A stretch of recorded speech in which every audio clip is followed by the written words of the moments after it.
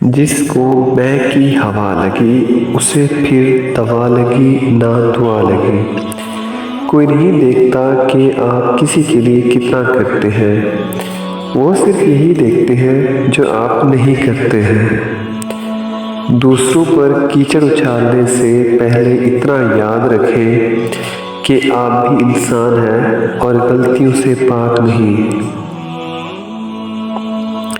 لوگ اکڑ کر ایسے جیتے ہیں جیسے آب حیات پیتے ہیں۔ منفی سوچیں وہ بھاری بوجھ ہے جو ہم ہر وقت اپنے ساتھ اٹھائے پھرتے ہیں۔ ہو سکتا ہے کسی شخص کی نیت درست ہو لیکن اس کا عکس دکھانے والے کی نیت ٹھیک نہ ہو، لہٰذا ہر سنی سنائی بات پر یقین مت کیا کریں۔ مکافات عمل دستک نہیں دیتی، جو آج تم کرو گے کل وہی تمہارے ساتھ ہوگا، اس لیے لوگوں کی زندگی جہنم بنا کر سجدوں میں جنت مانگنا چھوڑ دیں۔ آج کل لوگ آدھے رشتے اسی لیے نبھا رہے ہیں کہ کام پڑ سکتا ہے۔ اللہ کی دی ہوئی ڈھیل کو اپنی چالاکیاں مت سمجھو، جس دن اس نے رسی کھینچ لی منہ کے بل ہی گرو گے۔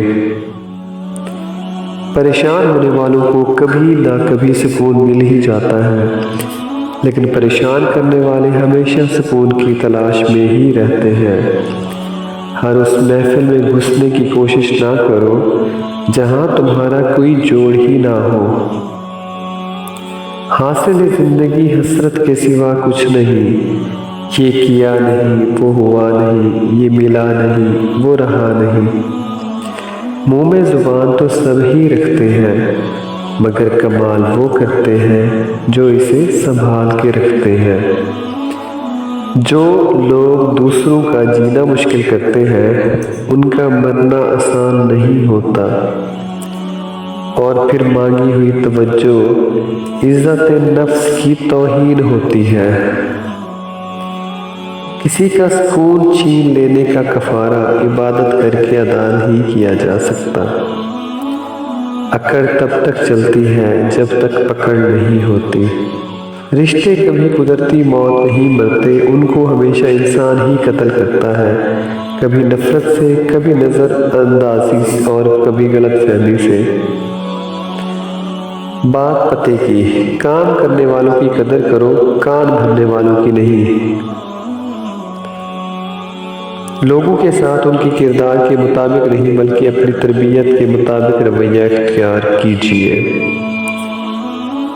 اس شخص کو کوئی نہیں بدل سکتا جس شخص کو اپنے اندر کوئی غلطی نظر نہ آتی ہو۔ خاندانی لوگوں کا وقت بدلتا ہے، معیار نہیں۔ بدنصیبوں کی قسمت بدلتی ہے، اوقات نہیں۔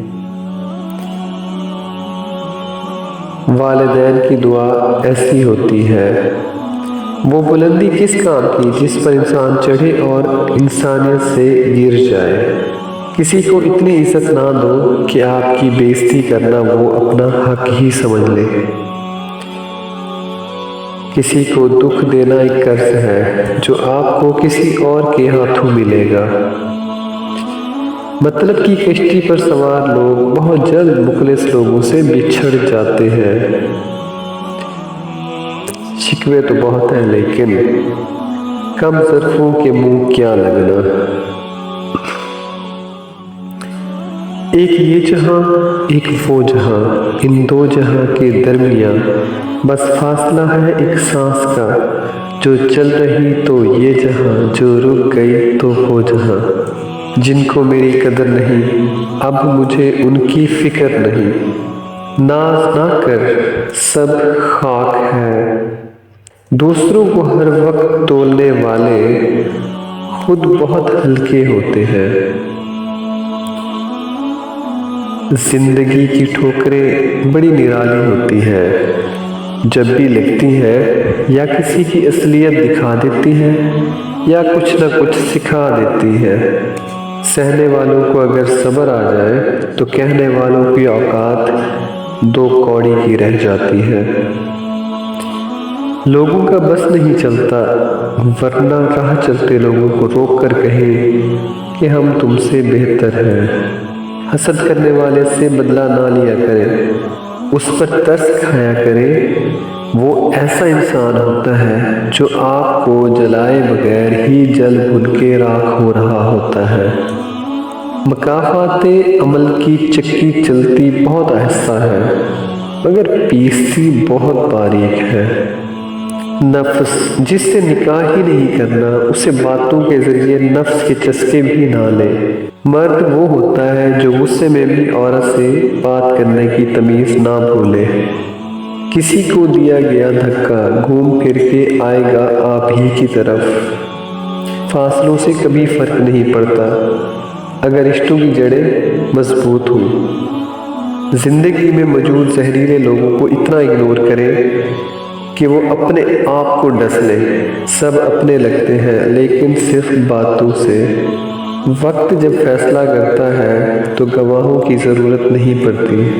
کسی کا دل دکھانے کے بعد بہتر ہوگا آپ بھی اپنی باری کا انتظار کریں۔